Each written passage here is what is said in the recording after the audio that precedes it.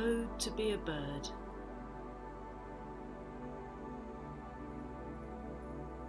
Oh, to be a bird that flies with the wind, that glides to and fro in symmetrical unison. Up and down, wide and high as the forces take them, yet to care not, to be held by the wind as their carrier.